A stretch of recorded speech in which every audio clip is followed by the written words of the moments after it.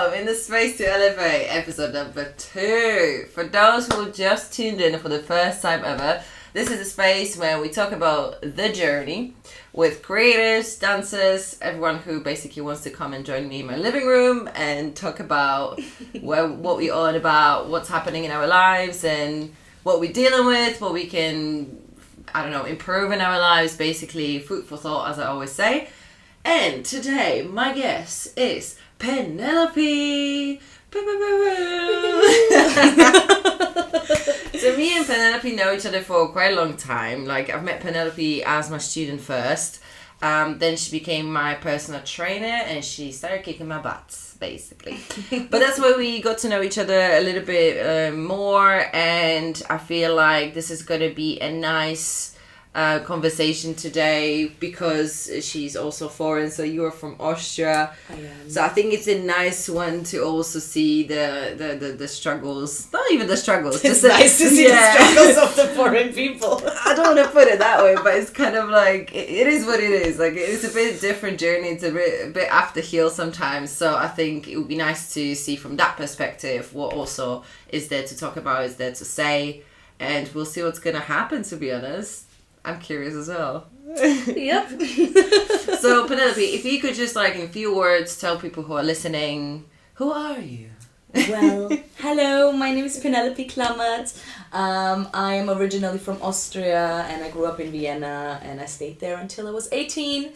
And I kind of always knew that I didn't want to live there just because I kind of figured out I wanted to do something within the dance industry when I was 16, 17, I think. And Vienna dance industry is growing now, but was very, very small back then.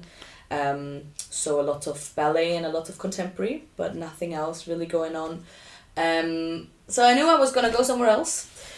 And I applied after I finished college. I applied to loads of different dance schools in France and in Lisbon and in England. But England was my favorite and London was my favorite. And then I was lucky to get into London Studio Centre. And this is how I came to London. And I studied here. And then I stayed.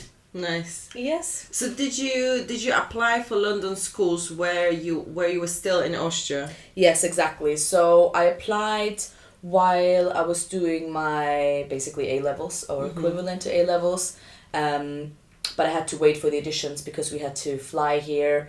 So one of my friends applied as well. So we tried to get all the auditions in 1 week. So we flew over to London for a week and had literally bam, bam, bam, bam to all the schools, all auditions. And then we were just there hoping we will get into one of them, which we did. And then the following year we moved.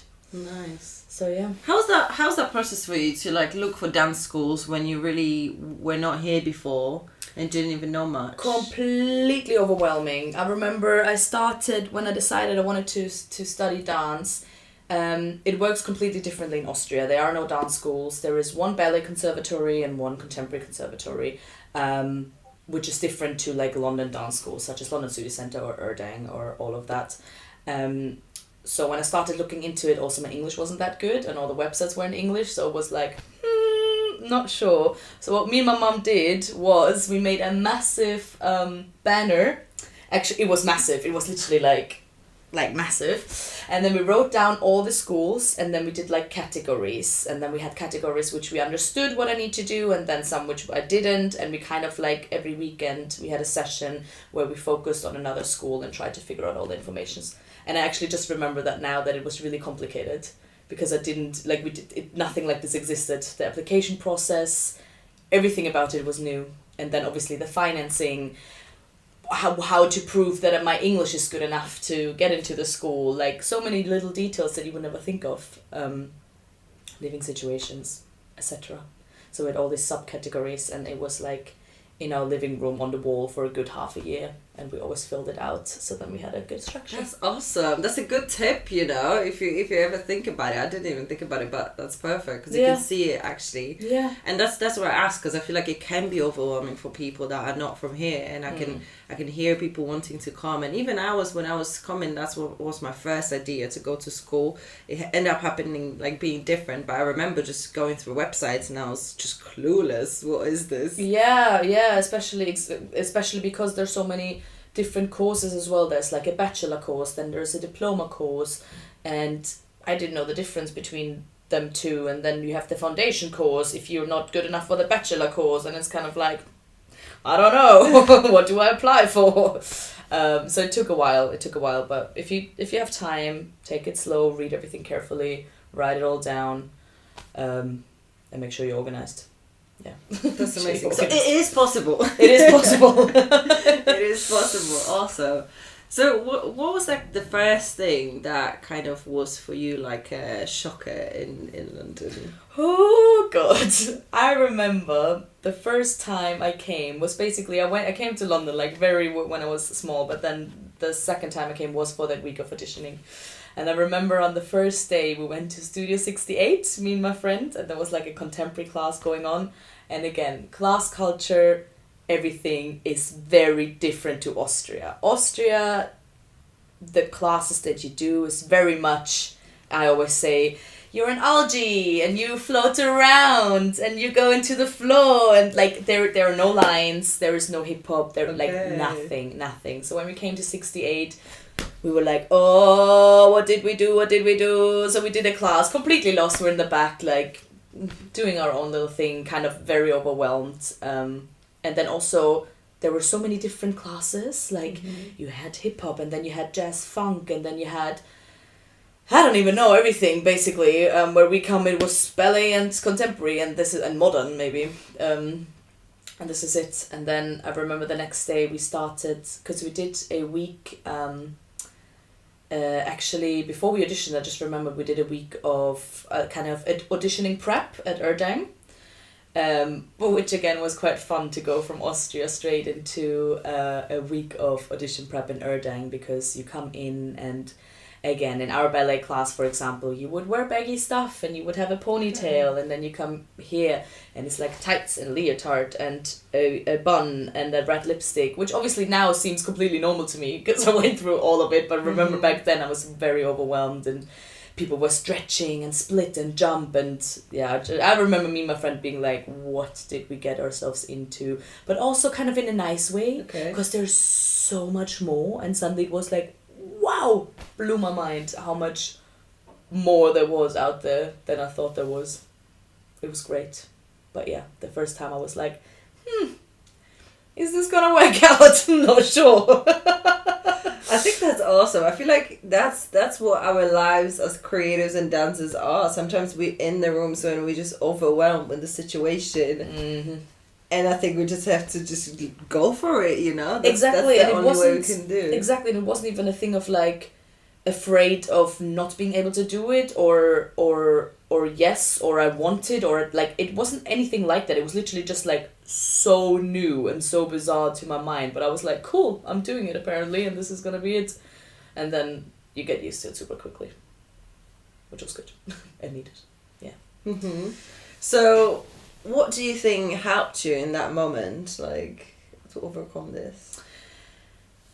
I think in the beginning, I have to say, it was a little bit like I took it as an excuse that I wasn't from England, and I took it as an excuse that I didn't grow up in London, and I grew up with very different dance training, which kind of always kind of gave me that security of like, especially when I started college, like you come into groups, so you have A, B, C, D, and E set.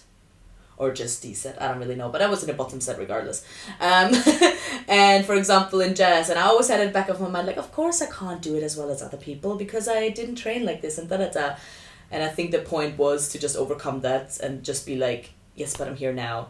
And like, just do it now, and not kind of relying on that back thing of like, but I grew up in Austria with another training, but just being like, I'm in London now, this is, everybody's doing the same thing, and this is what I want to do, this is what I need to do, this is what I will do, without having that kind of security blanket at the back.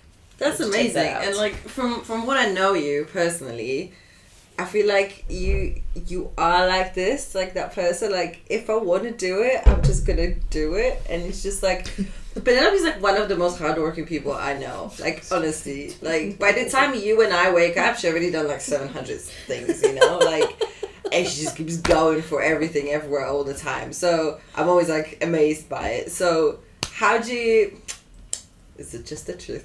How do you feel like about, because we started from talking about auditions, so let's just see how do you feel about auditioning now? Anything changed, or how do you see them now?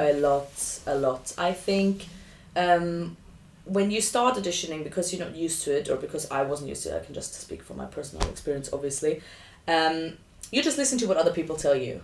Like, you listen to what everybody else tells you, and you do what everybody else tells you, and you don't do what you actually want to do. And then obviously there are some people that say, oh, just go with whatever you feel like. And at that point, you're not really old enough or secure enough to do that. So they're like, no, I'd rather go with what that one person said, because they seem to have it right, and that's what you do. So you kind of go into these auditions, or at least I felt like, looking like everybody else looked. Everybody looked the same, because everybody took the same advice from the same people. So everybody kind of looks the same, and there's a lot of pressure in the room, I think. And that also just comes from being new to the industry. There's always going to be a lot of pressure. And I remember the first couple auditions, even when I auditioned for small things during my college times, whatever, like a mess. Like a complete mess. To the point of like, there was no way I'm going to get anywhere, because I forgot the whole choreography at the end. Yeah. And I didn't really take it seriously. And then I was like, you know what, you need to take it serious at some point, because otherwise you're not going to get a job. And then I think what changed now a lot, and obviously we had the pandemic where there weren't that many auditions, and you had self-tapes, which is a whole different story again. But auditioning now, I think going into it, and it sounds so cliche, but if you go into it as yourself and like dress the way you feel comfortable, it just makes all the difference. And if you look different to other people, that's fine. And to me personally, for me, it was always the big point of like, you need to wear tight clothings. And I get it, because you need to see the body shape. I do get it. But there are some things that you can wear which still show your body type without being a legging and a bra. You know what I mean? Yeah. And for me, that was a big change, because I was like, you know what, I can actually wear something that I'm comfortable with, but people still see my body shape, although it sounds like a not so important fact, but it is. And the more you just go in and be yourself and do it like yourself, and kind of take the pressure off, and go in and be like, you know what, if this job is meant to be for me, it's gonna be like, I'm gonna do great, and I'm gonna feel good, and they will see it, and there is gonna be a connection between me and whoever is casting, and it's gonna be fine. And if it isn't, there's no need to force it. If you feel awkward in an audition, and if you feel weird, you're not gonna do well, and it's just not gonna go well, and you're probably not gonna get the job, which is fine. Like, I think taking off the pressure is a massive thing, and don't nail yourself to every single audition. Yeah, true. And I feel like the point that you made at the beginning was so cool. Like, we go about audition how we were told. Yeah. Like, we go with like people that were doing it, and we just follow kind of the tips or whatever. But like, the more you do it, the more you understand it. And I believe, for me, maybe for you as well, like, what helped is having a different types of auditions. So for example, when you go to like hip-hop auditions or like theater auditions, that's where they're actually looking at the skill. That's where you just focus on that solidly. That's where you pick up everything you know from your bag. And then you go to commercial one, when you have to look apart, when you have to do what they ask you with, like, I don't know, your face, or whatever they ask you for. And I feel like if I would be stuck only in commercial auditions, which, not stuck, like, some other people make it as a choice, and it's absolutely fine, but I feel like they're a little bit more pressured into what kind of person they want you to be, or what kind of look they want you to have, or it's just a little bit less on like the skill base you're having. So it kind of takes your confidence, like your confidence can be like torn a little bit. Yeah, but I think what is important is, because it is going to be like this, because the commercial world is very look based, and just so many aspects based apart from your skill. Your skill is there as well, but there's so many other things that need to kind of like tick the box. And what I think helped me personally is just being aware of that. Yeah, exactly. And it sounds so easy, but just being aware of that is a fact, and not being offended if you don't get it, because it might not have been your skill. It might have been the look, it might have been the height, it might have been there's no opposite to you. Literally. There are so many other factors. Your small finger wasn't looking up. Exactly. Your small finger is longer than the others and then it would look out of place. Who knows? Like, we will never know. Yeah. So, and like, even yesterday, like, when I went to the audition, like, the choreographer was saying, oh, I might already have someone that is like you, so I don't need anyone. Like, that was a bit harsh, because I was like, if she thinks that you look like someone else, that's a bit peak, though. But I get it. Like, people say that. So there's someone who actually dances like you and looks exactly like you. And it's like, is it really though? Yeah, but it's like you said, like, for me as well, like, just I think when I found more auditions that are more like skill based, I think that's when I found like, okay, here is when I can show my skill, here is where I can be myself, here is when I have to play a part to a certain role, because like obviously commercial is more, like you said, more media, more stuff, so it's different. Like, it's not like it's which one is better, they're just different. They're different. And I think one thing that we spoke with a friend of mine yesterday was that, like, not every job is meant for you. Sometimes we just want the job because we want the credit, and because as a dancer sometimes there's a stigma that we need to get the biggest job, the biggest name, to get the biggest validation of who we are as a commercial or as a working dancer.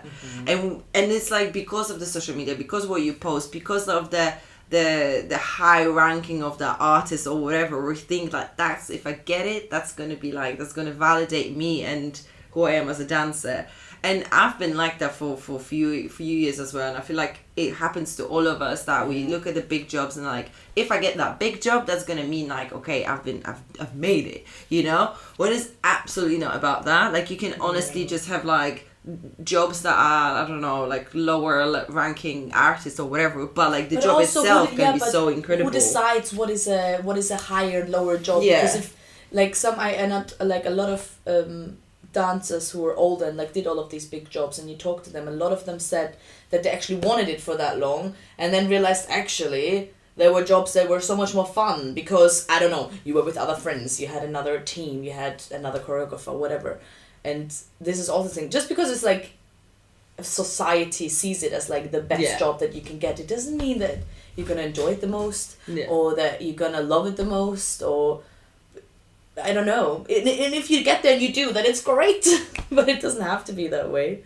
And again, I think it's kind of like, who decides what are the massive jobs and who decides what are less validating jobs. Yeah, 100%. And I always say, like, with dancing as well, because like, since we are on the topic, like, jobs are the ones that are temporary, you know, you get the job and then it's finished. Like, it always has a time on it.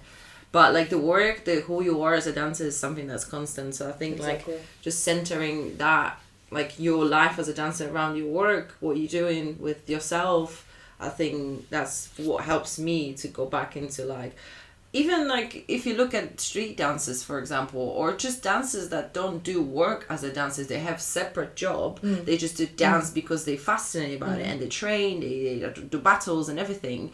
They're phenomenal dancers as well, and they don't use the credit to classify if they're doing, they're professional. They are professional. They're killing it. They're like in the battle scene. They're winning comps, whatever, you know. So that's like other side of it, when you have dancers that completely don't work as a dancer, and there are still professional dancers that are like having like super extra high skill. Yeah, and I think on that, for like just linking to that, so coming out of college, I feel like you kind of get, which is fine completely, you get drilled into your head that there's this one pathway that you're following, and this is just going to lead you there, and you're going to set your goals, and you're going to set your jobs, and you're going to achieve it, which is amazing. Yes, I love goal setting, and I love all of these lists and stuff. But I do feel like, and then coming out of college and then training and seeing and meeting loads of other people who never went to college, who again have completely normal jobs and just do it on the side and are amazing, amazing. And it kind of also got me thinking that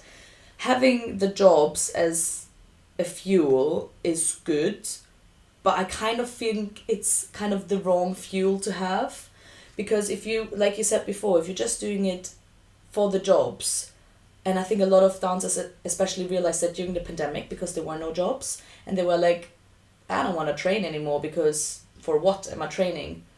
Whereas I felt like, well, you train because you like to train and you love to dance and you like to do it. You don't train. I think training, it's good to have the goals and the jobs, but if that's your only fuel, I think that's not going to be enough fuel to sustain you and sustain your dance career. And again, coming back to the people who have other jobs and started dance as a hobby and are absolutely amazing in it just because they're so fascinated and so passionate by it, and you see that this is the correct fuel because their progress shoots up. Whereas some other people who are focused on just that one job that they really desperately want, first of all, it's not an all-round fuel, and I don't think it's going to make you happy long time as a dancer, and I don't think it's going to sustain you long time as a dancer. Maybe it does, because maybe you have that goal and then you reach it and you're absolutely fulfilled, but I personally don't think that it is enough fuel to keep you going if you just do a job by job. Yeah. I always say, like, center back to your why and see this, because even like you mentioned pandemic, like for example, I didn't dance during pandemic, but for me it wasn't a case like I don't dance, so I'm like, now I'm not gonna dance anymore. Like I just knew, like, I'm not dancing now. I'm never leaving dance. This is my lifelong relationship. We're just on the break. We were on the break. But then we go back together. Like Ross and Rachel. Yeah, so it's, I can tell you, I always say it's a relationship. So I think it's your why and what's gonna help you, because there's a lot of pressure, and I've been talking about this a lot lately, that now it's not only about the pressure of getting the job, but getting the job quick, you know. Like, and if I'm not gonna get it quick, that means like it's not for me, or I'm not good enough, or and you have failed. Yeah, I've failed. Like, what is this training for? And to be fair, like if you think about it, like at the first look, okay, like I understand where you're coming from, but like in the bigger perspective, it's time is such a subjective thing as well, you know. Like time is such a, someone invented time. Imagine this. There was no humans time. Invented time. Exactly. Like, what is it even? It's not, you can't see it. It's not even there. It's not so there. We gotta follow that rule of like time and calendar and all these things. And like everything is so like put into like, you have to see it like visually, how old are you and everything, and what time is it. But again, like with those things, like I strongly believe like you never know when your time is gonna come. And if you work hard, it will at some point, in some way. Yeah. And it will come, exactly, and it will come at the right point. Because I also obviously, everybody has moments where they're like, oh, I should have gotten that job, or I really wanted it. And now, looking back at it, I'm like, I was so not ready for that. 100%. And this is why I did not get it. And it's fine, and it takes some time to realize that, and it takes some time to take you out of that pressure that like the dance industry, but also society puts on you. It's like, you're this age and you should have achieved this and this. And I think at the moment it's unfair in general because of the pandemic. Like, it's just a whole other cycle. And a lot of dancers are still in that stress of like, I wasted 2 years. And it's like, you know, first of all, you can't waste time. You can't waste 2 years because, again, time is not there. So there's no waste of time. And it's gonna, when you're ready, it's gonna come. Like, there's no way it won't. There's no way it won't. It sounds so like, oh my god, they're saying this, like, well, I'm waiting, and where is it? But it's just the, it is true. It is true. You're only gonna learn it on your own experience, you know. But I also thought, like, if you were a dancer coming to London, and your intention is to like be a booking dancer in London, I feel like if that's your projection, if you're gonna go to class and if you're gonna be around being like, I'm here and I want a job and I want to work as a dancer, and if you're projecting that, imagine the choreographer has like 200 people like this that are just like, I want a job. I think like that's something that's a bit like, okay, like let me just see if you can dance first. Let me just get to know you, because I think we switched that I don't know when did it happen, because for me it was like, if someone is going to book me, like I need to show that I'm like a good person, like I'm reliable, I'm professional, I love dance, I'm a good and person to be around. Time. You can't show that in 1-2 bass classes. It takes time. Exactly. And I feel like you project in different stuff when you want to like show like, hi, this is me, this is my way of dancing, this is how much I love it, this is how much like I'm present in the class, this is how much I want to be better, like I want to improve, so I'm going to ask questions, I'm just going to be a present dancer. I'm not going to be a dancer who wants to work and that's it. Yeah. Because I think you can feel this. And I've never been on that other side, but I think I can, even in classes sometimes I can sense it, and even some teachers say it, they're like, stop looking at me while you dance in the choreography, like I'm still watching everyone. Yes, like focus on yourself, focus on your training, and I'll see you. And I think I think it's the commercial world especially, and I think if you think back to, for example, contemporary companies or whatever, hip hop theater companies, just because that's what I like to do, the way to get in is literally, you probably take company classes for like 1.5 years, then you get invited to some training sessions, then you probably train with the company not even getting paid for it, and then after like 4 years you might be in the company and then you do something, you know what I mean? And it takes like that is for like a contemporary dancer, this is the normal pathway to do it. Like it takes a long time, and then you have probably like a long contract, whatever. And I think because the commercial world is so quick and the jobs are really quick and everything is quick, people want to get in quick, but forget that it still takes time to like establish that, and also establish the trust, and I don't know, because if I was a choreographer or a teacher who books dancers, they can be good dancers and they can be nice people, but I don't know, do you know if they can actually retain the choreographies? Do you know if they not have massive anxiety on stage? You know what I mean? And you can't just see all of that in 1 class or 2 classes or 5. It takes so much more time. Yeah. And although it's a different industry than contemporary or hip hop theatre, it still takes time. Yeah. To and I feel like marinate. I feel like word of mouth as well is such an important thing. Like if you're gonna be around in like different places and everything, people are gonna see you, people are gonna acknowledge your passion, people are gonna acknowledge what you project. If we have 200 done, like I'm talking like I don't know who, you know. But imagine this, if we have like 200 people in a room and 190 of them wants to work and 10 wants to just have great time, work hard, just enjoy the moment, just learn. I want to be with the 10. Yeah, you're going to just see the 10 because you're going to just like Yeah. gravitate towards it, you know. If there's an audition, it's a different thing. But if you're talking about class, like... And I think you like automatically, and I'm not excluding myself of this because I did exactly the same. But if you the energy you put in basically to kind of put your energy externally and always be present and always be like this to every single choreographer, the energy, if you would turn it around and focus the energy on your own training and actually, okay, why am I in this class? Do I focus on this? Do I focus on this? You progress so much quicker, rather than kind of focusing on everything elsewhere apart from why you're actually in that class, taking that class. I think that's what we're going to do, the mic drop, and we're going to just do a little click, and we're going to be back again. And we back.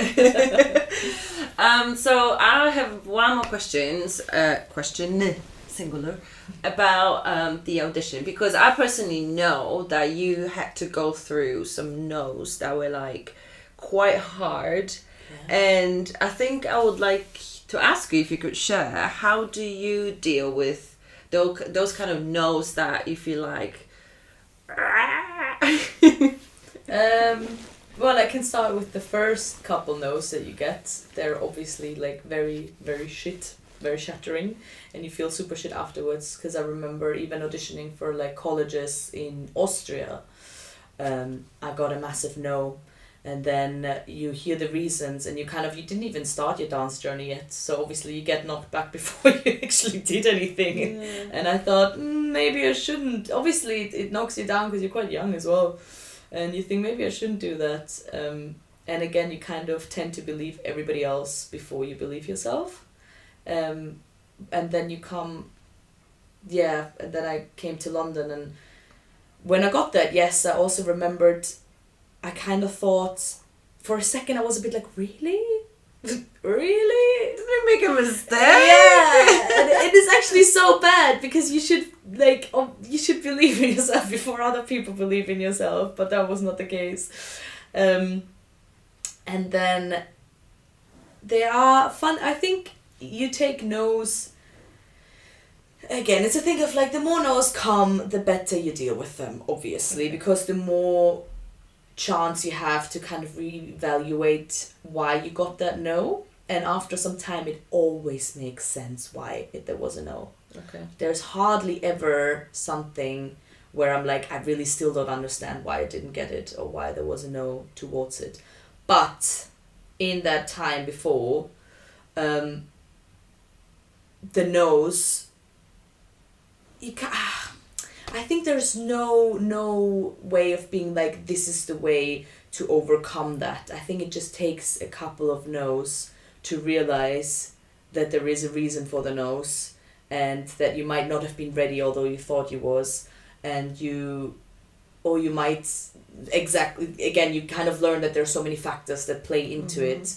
And yes, for example, I think I started dealing with them quite well. And then there was one before this Christmas, actually, the quite recent one.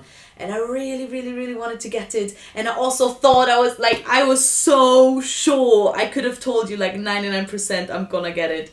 And then I remember just seeing the email and I just bursted into tears straight away. Like, there was just no way of me being like, oh, but maybe no. No, I was just like, okay. Yeah, and at the end of the day, we're just human, you know? Exactly, but also that's also fine, because then I had a day or like maybe 1.5 days where I was just like, okay, this is shit, and obviously your confidence is gonna sink, but also in the back of my mind, because I had so many no's before, you know your confidence will come back. And you kind of get the security of like, right now I'm feeling absolutely shit. Yes, right now I feel like I'm doubting what I'm doing and I'm doubting my pathway. But also there's a tiny corner on the other head that is like, it's going to be fine. It's going to be fine. You're going to get your confidence back, because for me, there's always, thankfully, I'm very happy for that, the tiny little voice back there who just says it's going to work out at some point. Nice. It's going to work out at some point. And I feel like this is something that, like, I heard from you and I kind of adapted as well, and I knew that, but I don't know, whenever I feel this, like, I think this makes me think of you. Like, if you feel something that's like, for example, at this moment I feel shit, just let it be that way. Write it out. Exactly. All out. But like, even to the point of like, really write it out. So like, if you want to cry the whole time, and if you want to go home, and if you don't want to do any dance classes in the evening, and if you feel like the most pathetic person, do it. Who cares? And people are like, oh my god, she reacted so like hard to that no, and it's such who cares? Yeah. Because once you let it all out, and all the energy is out, then the confidence from the back of your head is gonna come back in. You have like you can just go again, so you don't have to step on like all this crap that's like there. Because if you keep fighting, then it's gonna stay in you, and then the new stuff will come, and you have this constant fight in your own head, rather than being absolutely miserable for 2-3 days or a week, whatever you need. So I feel like what's missing out, because there's a lot of like, I spoke on this in the previous episode as well, there's a lot of motivational speakers saying like, oh, you need to go up and do it. If you say no, just keep going, da. And again, like, the sense of it is okay, but like the real life is a little bit different, and we need to be a little bit more sensitive with who we are as people, and don't grow the next thing on the shit that's been like in you. Like, that's let a bit it out. like toxic positivity can also be a little bit of a stress, because people are like, okay, you gotta get knocked down and then you're gonna go straight back up. Yeah, I will once I dug that hole even deeper if I want to, exactly. Let me get a bottle of mine, and then after exactly, and it's gonna, and again, you have the security that it's gonna be fine. But right now, you need to not see the positive. I think that fact that just being okay with whatever state you are in is very important, because if that state holds with you for longer, like really like creeps with your head, and you keep staying in that, that's where you can all it. Like, you're like, okay, so I cannot get back up. Why? I should be able to build myself back up. Like, I should be able to like get this process working, like you said, like couple of no's, like you already kind of know like the system of then your brain. Can reevaluate yourself, because again, I have also a lot of friends, or you probably as well, that realized over time maybe this isn't, because maybe the voice that says it's going to work out at some point isn't quite there, and then you organically just realize, okay, maybe I do want to do something else in my life, which is completely fine. There's no shame in it. I think there's also put a lot of shame on people who are like giving up. You're not giving up. If you realize it's not for you, it's not for you. You just make your choices. Exactly. You're not giving up of anything. Life is long. Floats your boat. That's the saying as well. Cool. I want to circle us back again, this time to class, because I know you're like amazing student. Like, you take so many classes. So I'm very curious. What do you search for in class? What is important for you? What do you like? I like in classes. I mean, obviously, I've met you in your class and I love your classes. I think I really do. And I also remember coming to your class and I was late and I couldn't catch up the choreography. Yeah. You gave me that look as well. And then I couldn't catch the choreography and then you made us turn around and I was lost and I think everybody did it. And then you said like, so you can't really do the choreography if you can't do it turning around. And I was at the back rethinking my life like, yeah. So I think, first of all, I love that exercise that you do with the turning arounds in class. Because I think, especially in London, everything is very focused on the mirror.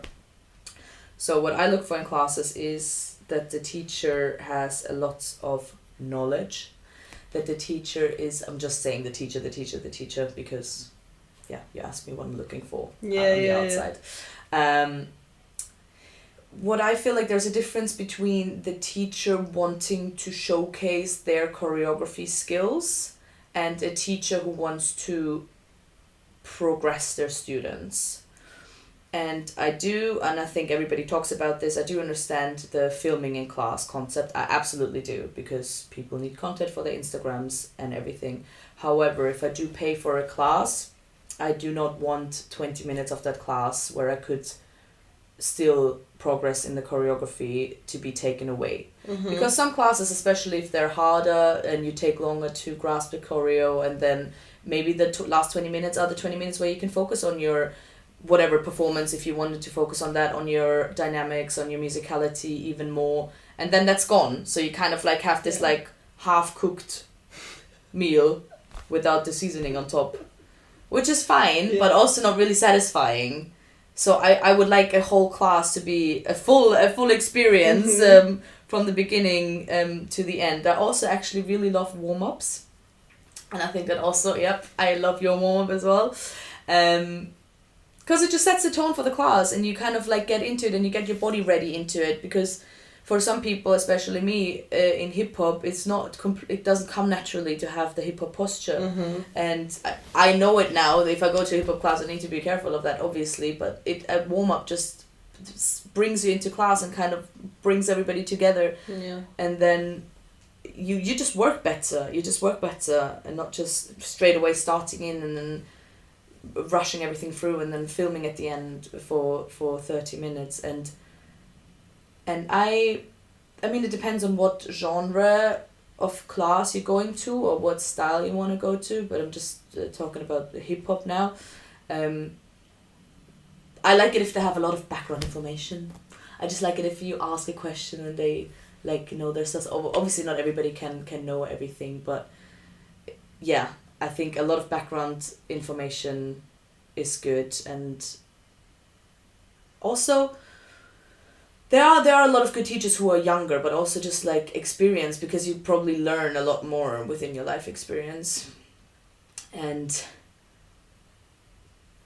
yeah, there's actually a lot of things that Cool. That's nice. That's good. These are good points. Like I just signed underneath. So what are your pet peeves? what are you like? Is like I want to leave. Okay, my pet peeves are if a teacher, like if everybody does like selected groups in the end, which again is also nice. And I think it's good because you kind of see different people kind of showcasing the choreography in different ways. However, if I was a teacher, I personally would pick people, again, that do it in an interesting way, that do it differently, they just look good doing it, they just, stood out, or they worked really hard. And I don't think I would necessarily go with the people who come every single week to my class, although I understand the point of it, because they are determined and they want to be there and they give you their energy every single week. But sometimes I feel like it's kind of, the choreographer doesn't actually look into the room who is doing what and who is dancing what, but kind of just automatically goes to the people that are always there, which again I think is kind of like a fine line of like, yeah, they deserve to showcase it because they are there all the time and they do put the work into it. But then I think sometimes there's so many people where I'm like, wow, you're amazing and you should be able to showcase that to everyone, but they're just never going to be that person. Yeah. So that's one of the pet peeves. And then I think another one is if a choreographer or a teacher in the beginning of the class already says how extremely hard the choreography is. And they're like, well... Give it to me. Give it to me, okay? And it's kind of this thing of like, they spend 5 minutes explaining why and how hard this choreography is. And I'm like, well, first of all, it's not going to make it easier. Second of all, you're wasting time explaining how hard the choreo is. We could have started already. Yeah. And I think if you take 20 minutes time to film your groups in the end, that is... I stopped saying, like, even if the choreo is hard... I'm always saying, like, it's hard, deal with it, make it easy, you know, like, deal with it, exactly. Switch with the mindset to make the mind think it's easy, or just not pressure yourself to think it's hard, because what's the point? Because some people, and I mean, if somebody tells me it's a really hard choreography, I don't automatically go like, oh my god, stress mode, but some people do. And like you say, you're like, okay, it's hard, but we can figure it out, we have enough time. Kind of like, yes, let's get on with it. Like, what is the point in stressing everybody out before the class even started? You know? Yeah. What was the first point as well you said? I think it was I wanted to add something. Picking people at the end of class in the groups. Oh, and I think, like, this goes to every person that goes to class and feel like they're doing fantastic and they're not being seen. They probably are doing fantastic, you know? They probably are not getting seen. Because, like, as a teacher, I can tell you, if I have more than 40 people in class, I'm stressed. Yeah. Because I'm the person that cares about people and I want to see everyone. So I'm genuinely there, like... trying to see, but it's like it's impossible to focus on teaching, like properly teaching, getting the material, making sure people are following, making sure everyone can see what I'm actually doing, and then see everyone and then acknowledge everyone. And then, like, if you think about 70 people in class, if you look at one person for 1 minute, it's already class gone. That's without teaching, you know? So it's like, it's a little bit hard. But that's good because I obviously don't have that view because I don't teach a massive amount of people, so I wouldn't know. So even you saying that, it's like, yes, of course you can't focus on everybody. Yeah. And maybe they really have not seen that person who was amazing. So if you're that dancer who's phenomenal, but you stay in the back because you're cool and you need your space, that's fine. But if you want to be seen, you might want to go to the front. Because as simple as it is, like, you gotta do it. If you're doing the groups and if you want to be seen, be that first person who steps in and stand in the middle, because a lot of times like group 1 and then like turtles like go like and then like I already lost 2 minutes out of the 70, you know. Turtles. You know, like it should be like bish bash bosh, you know, group. It's true, you go in, you know. Spatial awareness. And everyone's dancing like on the wall at the back as well, like just dancing on all the shoes on the floor, you know. Like, I don't know why. I don't know where that comes from. Like you come into a class when there's 70 people. If you want to hide, well done. That's the class to go. But, like, just listen. Just it's your space. It's space. It's also true. I have to say that sometimes you do start in the front of class, and then some people just come and circle around, and suddenly right at the back of the class because everybody else just kind of wiggled their way forward. Yeah. But that's the thing. Like, you have to be smart. Like, what was your point? Like, but to and be why fair, are you going to class? Like, if you again, like, there's literally no shame in going to class to be seen and get that good video. But if you do want that, then go into the front and go into the center and fall the fuck out. But even I'm gonna tell you guys, like, I'm not going to classes to be seen anymore because like I'm okay with you don't have to be seen. And that's another stress, by the way, you know, because people are gonna look like because they know. So that's another topic. But like, if I go to class, I just go to class. I'm not really bothered. But if there's a group, I'm always gonna go to the front, and I'm gonna. If it has to be middle, cool. I like my sides, so the sides is what I go for. But I'm always gonna be in the front. Why? Because I love space. Because I love dancing when there's a space, and that's simple as it is. It's like, if I want to be able to train fully, I'm in a class. I made a commitment to the class. I made a commitment. I'm gonna train now.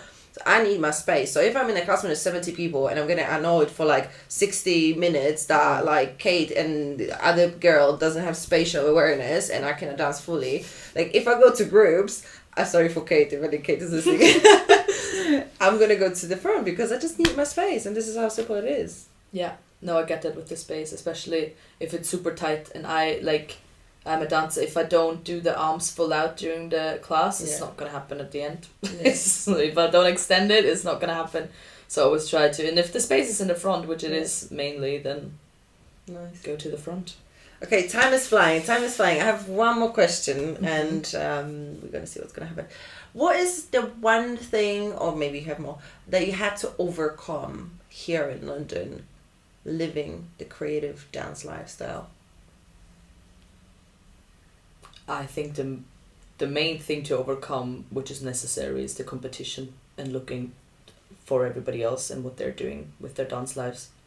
And I think that took me probably the longest to just realize again that, because we're all self-employed, like artists or creatives or dancers or whatever, and every single one of us deals with it a different way.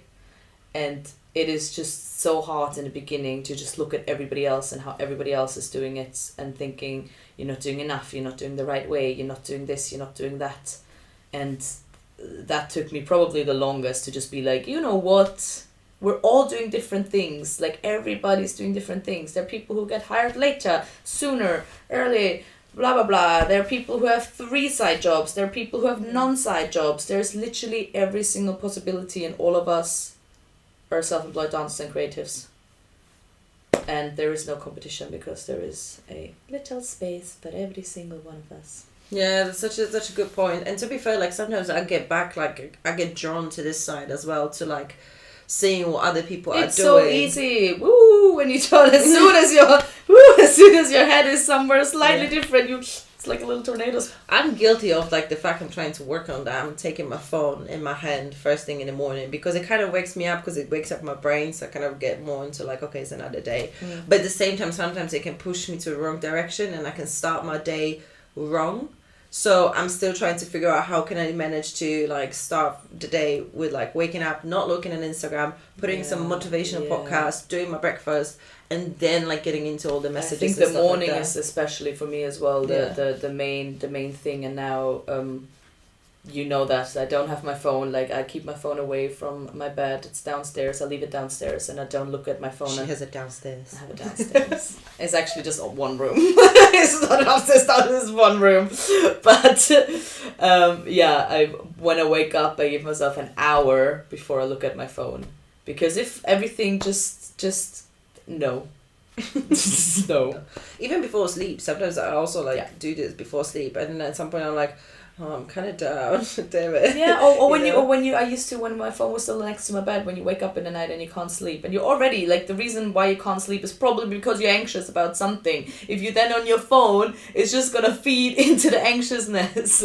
And I used to do that all the time. I used to wake up in the night and be like, oh, I can't sleep, well, I'm gonna go on my phone. Why? Yeah. That's literally counterproductive. Yeah. I think it's important. I think it's important for all of us to check ourselves with this whole how the social media and how that pressure is making you feel. You know, if you're okay, if you're able to deal with it, if you're like solid with what you're doing and everything, that's fine. But if you feel a little shaky, if you feel like you're watching and you have those feelings, I think that's the moment to get the activation mode, to get yourself out. We spoke about it, to get yourself out of this mode. What can you do if it keeps like pulling you down? Like, there has to be a solution like, I think because from what you asked about like what I had to overcome, the thing is like, training wise and dancing wise and whatever exercise wise, everything is fine. It's literally, the main part is just the brain and the mind, and that is what everybody, I think, needs, what everything comes from and what everybody needs to work from. And again, there's, for the comparing it, there's no need. And there are lots of dancers in London. There's so many. It's probably in Europe the most crowded city of people. Yeah. Not even trying to make it in the dance industry, making it in the dance industry, but just at their own pace. Yeah. And this is exactly why the Space to Elevate was created, you know, because I really understood for the past few years how your mindset, how everything about this is just making everything else work, you know, and how we can just see our lives from a bigger perspective. And it is on social media, but it's there for a purpose. So like when you're scrolling, when you are on these socials, to have something that's feeding your mind with more good stuff, more turning you back to yourself rather than just following others. So this is exactly what I wanted, to keep it going and keep it more consistent. So when you scroll, you find something that feeds your soul, feeds your mind, and makes you think about yourself rather than others. And also makes you think about, it's just a phone, it's not that deep. It really isn't that deep. It's not end all. It's just a phone. It really is. It's just a little thing. literally. And do you want the little thing to determine what's happening in your mind? No. Yeah. Absolutely. I think I have like a little perspective because when I moved to London, it was just when Instagram started. So it was like just rubbish in the beginning and 15 seconds videos and everything. So it wasn't as important. So it kind of was in the back. Like we kind of used it, but kind of didn't.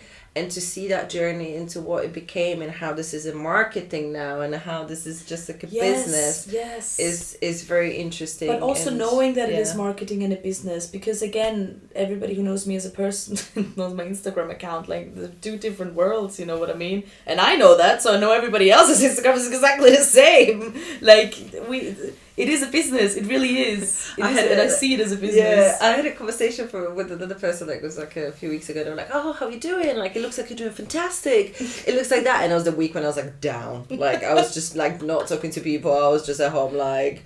And I just, like, I was writing out, like, what I was feeling. But I was like, okay, if you think that way, good, it's working, you know? Yeah, exactly. But this is also what makes me think in my head is, like, if it's this fake with myself, it must be this fake with other people as well. So there's no reason to be... But it's not even fake. It's like I'm saying, like... It's a business. Exactly. It's what you have in it for that's important, you know? What's your purpose for it? Just keep that in mind. Exactly. Yeah. Exactly. It's like a live CV nowadays. So it's like... Because I understand why people always say, they want to go off Instagram because it influences their brain. It's completely fine. But I also feel like, for me personally, I would probably miss out on half of the auditions if I wasn't on it. So again, just seeing it as like this is part of my job, and I have some time in the day where I'm like, okay, now I can check everything. Good, now I see everything, and there is no need to feed my brain more with it. Done. To the side. Nice. You see, like this is nice. It's just nice, yeah. Because I'm trying to encourage people to, like, you know, come in, have a chat. Because I really I wanna, like I said at the very beginning, I want this to be about the journey. Like, a lot of interviews, like I said, is just about people that are somewhere that we would like to be, and they just talking like about the past, about all this stuff. So I feel like this is nice. This is just talking about stuff that we are all dealing with, you know, like I'm right on the journey. I feel like we're all in the journey. To be honest, like, we're all the time in the journey. So it's not like, you know, like there's like, I don't know, the goal, the finish line. Yeah, the finish line. But I think like this is the type of stuff that we're doing here. So if you want to talk about your personal journey, your personal, I don't know, thoughts, struggles, joys, and whatever you want to say, you're always welcome to message me. Hola papier. Hola papier. And yeah, just stay active. So if you like it, say us. Say us. If you like it, everybody say yes. I wanted to say if you like it, show it. Like, give a little comment, give a little thumbs up. Yeah, and all of that, whatever promotional jazz I was supposed to say here. Subscribe, follow, tell your friends. Da, da, da, da. Give it up for Penelope. Da, da, da, da. Thank you for having me. Woo! Alright, thank you guys. Next week, my personal coefficients.